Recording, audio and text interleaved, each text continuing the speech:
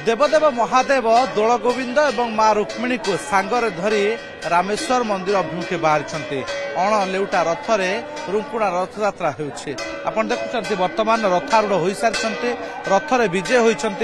हो सारी महाप्रभु लिंगराज चलती प्रतिमा एवं चली रथ पूजा अर्चना घंटा घंटारे प्रकंपित होउछि। घंटा घंटारे प्रकंपित होउछि। ये होउछि दृश्य आपण देखुछन्ति दूर ए प्रतिक्रिया नवा। हाँ प्रतिक्रिया नवा आम सहित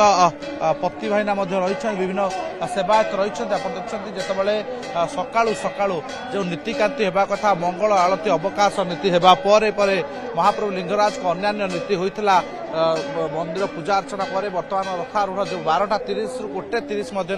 नीतिकांति रही रथ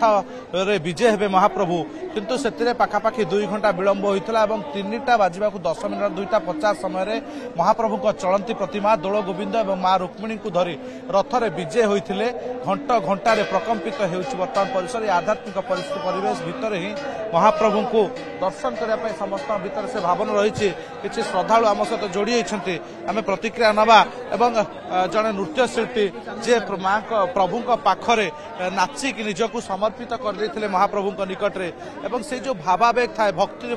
परिवेश भितर बेस से खरा गरम ग्रीष्म प्रकोप तार भितर आपण नृत्यशिल्पी निजक हजई देछन महाप्रभु रथ सामने कौन भावावेग। नमस्कार जय जगन्नाथ मु लक्ष्मी प्रिया साहू ओडिसी नृत्यशिल्पी मु श्रीक्षेत्र पुरी रु आसी महाप्रभु जगन्नाथ क्षेत्र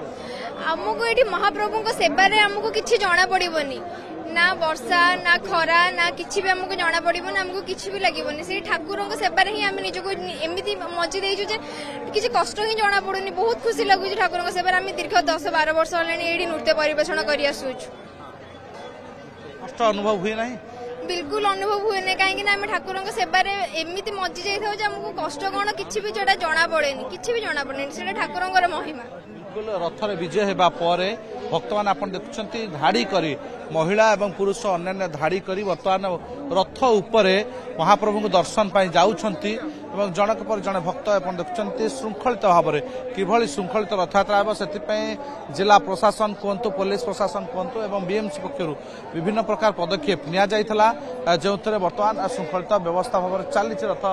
यात्रा बर्तमान सुधा और किसी समय मध्य चारमाल फिटा हे घोड़ा जोचा हे और रथ टणा आरंभ हो जहाँ अनुमान करा पाखापाखि 5टा समय रथ ए बिल्कुल आम सहित जोड़ी बिरंची पति भाईना रही भाईना रथ पूजा चली सरला बर्तमान कौन नीतिकांति हे बर्तमान आमर चक पूजा सरला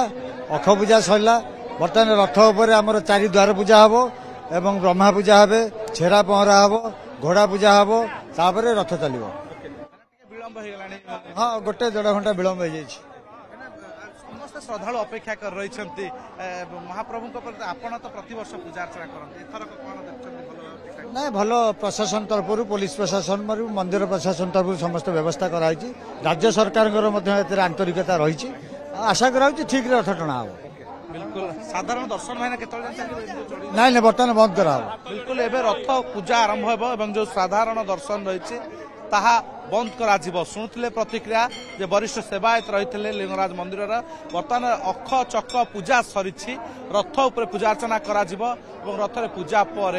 महाप्रभु रथ टणा आरंभ हो समस्त अपेक्षा महाप्रभु से रुकुड़ा रथयात्रा केतले अनुष्ठित रथ केतले टणा हे समस्ते दौड़ी को छुईबे और निज भीतर से भक्तिभाव सृष्टि करेंगे। भुवनेश्वर कैमरा अनंत अतुल्य बाबू।